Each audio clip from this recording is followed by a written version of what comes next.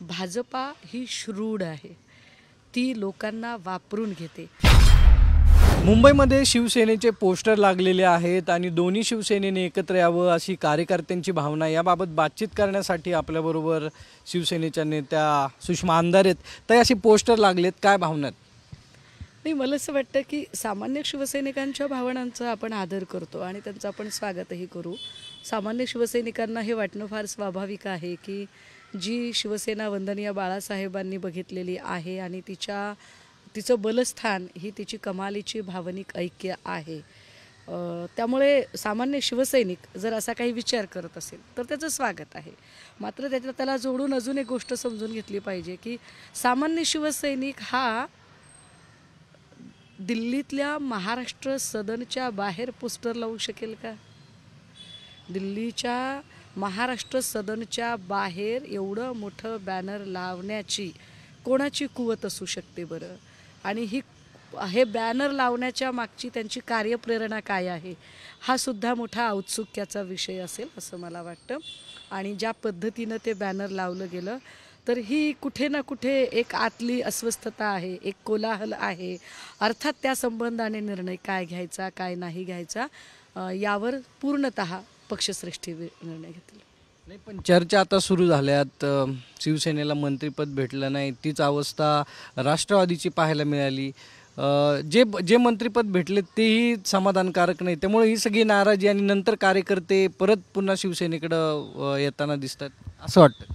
नाही, लक्षात घ्या, भारतीय जनता पार्टी ही भावनिकतेवर चालत नाही। भारतीय जनता पार्टीचा एकूण जो पिंड आहे ना तो कमालीचा श्रूढ आहे, क्रूर आहे। ते भावनिकतेवर जर त्यांनी विचार केला असताना तर त्यांनी मनोहर पर्रीकरांच्या मुलाला उमेदवारी दिली असती किंवा इकडे टिळकांच्या घरातल्यांना त्यांनी उमेदवारी दिली असती, बापटांच्या घरातल्यांना त्यांनी उमेदवारी दिली असती। पण ते अजिबात भावनिकतेवर काम करत नाहीत। ते कम्प्लिटली अगदी काय म्हणता येईल त्यांचं एक मेकॅनिझम आहे, त्या मेकॅनिझमनुसार ते काम करतात। जसं आपण बघितलं की बारणेंना द्यावं की प्रतापराव जाधवांना द्यावं, तर दोघेही तसे चौथ्यांदा निवडून आलेले लोक आहेत। मात्र बारणेंना देण्यापेक्षा विदर्भात जर सगळा भाजपाचा सफाया झालेला आहे तर अशा परिस्थितीमध्ये कुणाला तरी देणं भाग आहे। मग जर शिवसेनेतलाच द्यायचा असेल तर बारणेंपेक्षा प्रतापराव जाधव योग्य ठरतात। त्यातही हे विचार करण्यासारखं आहे की जर कॅबिनेट जर मिळालं असतं तर आय एम डॅम शुअर की कॅबिनेट हे श्रीकांत शिंदेंनी घेतलं असतं। पण ते राज्यमंत्रीपद आहे म्हटल्यावर ते त्यांनी पक्षातल्या इतर माणसाला दिलं, पण इतर कोणाला द्यायचं त्याचा निर्णय मात्र भाजपाने घेतला आणि ते प्रतापरावांना दिलं।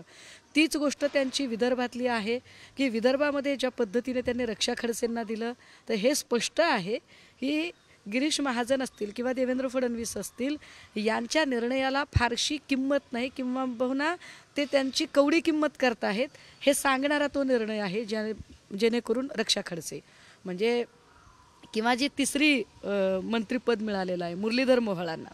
मी म्हटलं ना की पुणे भागामध्ये ज्या पद्धतीने धंगेकरांनी एक मुसंडी मारलेली होती, कसब्यातली निवडणूक असेल किंवा आत्तासुद्धा एक टफ फाईट होता की कोण निवडून येईल, म्हणजे एवढी मतं घेणं एका माणसाने हेही नसे थोडके। ह्या सगळ्या पार्श्वभूमीवर पुण्यातल्या किंवा पश्चिम महाराष्ट्रातल्या एकूण भाजपाला बळकटी देण्याच्या दृष्टिकोनातनं, पण ती बळकटी देताना उदयनराजेंना देण्याच्या ऐवजी फार विशेष आहे ती बळकटी उदयनराजेंना त्यांनी दिली नाही, किंवा ती बळकटी त्यांनी तिकडे धैर्यशील माने असतील किंवा अजून कोणी तिकडची माणसं असतील त्यांना दिलेली नाही आहे। ती बळकटी त्यांनी नारायण राणेंना पण दिली नाही, ती बळकटी त्यांनी भागवत कराडांना पण दिली नाही। ती बळकटी कोणाला देत आहेत तर ते त्यांच्या माणसाला देत आहेत। भाजपा ही श्रूढ आहे, ती लोकांना वापरून घेते। आणि आपण जे म्हणताय ना की एक राज्यमंत्रीपदसुद्धा कसं काय देतील बरं? त्यांच्यासोबत असणाऱ्या ज्या रिजनल पार्टीज आहेत त्यात आज घडीला 7 रिजनल पार्टीज अशा आहेत ज्यांचे एक खासदार निवडून आलेले आहेत। जर एक खासदार निवडून आलेल्या पार्टीला राज्यमंत्री द्यायचे असा जर न्याय ठरवला आणि समजा आत्ता इथे दादांच्या पक्षातल्या समजा प्रफुल्ल पटेलांना किंवा तटकरेंना ज्यांना कुणाला त्यातल्या त्यात ते पटेलांना जास्त स्वीकृती देतील, कारण पटेल तसे लवचिक आहेत, पटेल मोल्ड होणारे आहेत, पटेल म्हटलं तर भाजपमध्ये सुद्धा जाऊ शकतात अशा पद्धतीचे आहेत। परंतु ते असं करायचं असेल तर मग इतर 6 पक्षांचे लोक उठाव करतील ना। त्यामुळे एक खासदार ज्या पक्षाचा निवडून आलाय त्याला देणं ते मात्र त्यांना काही फारसं योग्य वाटलं नसावं. पण या सगळ्या पार्श्वभूमीवर निश्चितपणे शिंदे गट असेल किंवा दादा असतील, या सगळ्यांना भाजपाचा जो एकूण कार्यप्रेरणा आहे ती लक्षात आली असेल आणि त्यामुळे परतीचे दार ठोठावतात माणसं. म्हणून मग हे पोस्टर कोणी लावलेत असं काय वाटतं तुम्हाला? नाही, पोस्टर कुणी लावले मी तर म्हटलं ना की दिल्लीच्या महाराष्ट्र सदनावर पोस्टर लावणं ही इतकी सोपी गोष्ट नाही आहे. जिथं की 24 तास पहारा आहे, जिथे 24 तास लोकांचं लक्ष आहे, तिथे पोस्टर लावणं हे सामान्य माणसाच्या आवाक्यातलं काम नक्कीच नाही आहे. पण ते कोण लावू शकतं? कारण आमची तर सगळी माणसं आपण बघताय की ती सगळी इथे महाराष्ट्रात आहेत. आमच्याकडे रोज इथे बैठका चालू आहेत. आज पण आमची सगळ्या जिल्हाप्रमुख आणि आमदार खासदारांची विधानसभेच्या पार्श्वभूमीवर एक महत्त्वाची बैठक होती आहे. काल परवा पण आमच्याकडे बैठक होती. त्यामुळे आमची माणसं तर नक्कीच नव्हती. आता तरीही वर्स्ट अँड वर्स्ट सिच्युएशन आपण असं समजून घेऊ, तरीही कुणी जर पोस्टर लावलेलं असेल आणि त्यातली काही लोकं म्हणजे ज्यांनी पक्षफुटीनंतर एकदाही मातोश्रीबद्दल किंवा पक्षाबद्दल अवाक्षराने बोलले नाही, उलट आपलं जाणं हे किती नाईलाज होतं ते त्यांनी मनोमन मान्य केलेलं आहे, अशा लोकांचाही सहानुभूतीने विचार होऊ शकतो. मात्र ज्या लोकांनी गरळ ओकायची एकही संधी सोडली नाही, अशांना घ्यावे की नाही घ्यावे यावर मात्र सामान्य शिवसैनिकांपासून ते पक्षश्रेष्ठींपर्यंत निश्चितपणे एक वैचारिक कल असायला हवा. म्हणजे ताकद वाढेल वाटतं? नाही, ताकद आमची ताकद ऑलरेडी आहे हो. हे बघा, चिन्ह नव्हतं, पक्षाचं नाव नव्हतं, काही नव्हतं, तरीसुद्धा आम्ही एवढे खासदार निवडून आणले ना. आज आमचे 9-10 खासदार आहेत आमचे. आम्ही अमोल कीर्तीकरांचा पराभव झाला असं मानतच नाही आहोत. आणि जे आमचे 2 खासदार गेलेले आहेत इकडे, एक बुलढाण्याचा खासदार आणि एक संभाजीनगरचा, ते मतविभाजनाच्या फटक्यामुळे गेलेले आहेत. भाजपाने तिथे काय खेळल्या हे आम्ही यथावकाश सांगूच.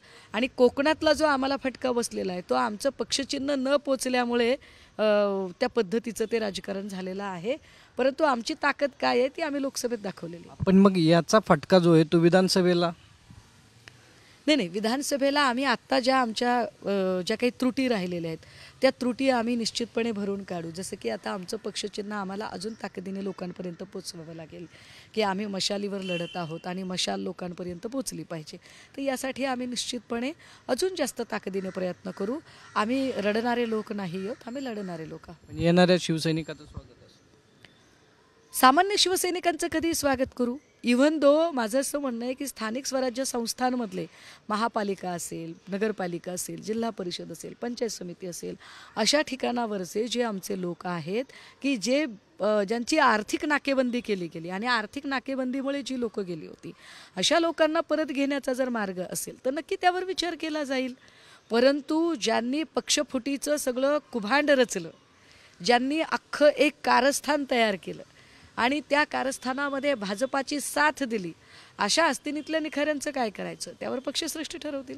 नक्की या संदर्भात पक्षश्रेष्ठी निर्णय घेतील. त्यामुळं भविष्य काळामध्ये शिवसेनेचे जे शिवसैनिक आहेत त्यांच्यासाठी दरवाजे खुलेत, मात्र ज्यांनी गद्दारी केली त्यांच्यासाठी शिवसेनेचे दरवाजे बंद असणार आहेत.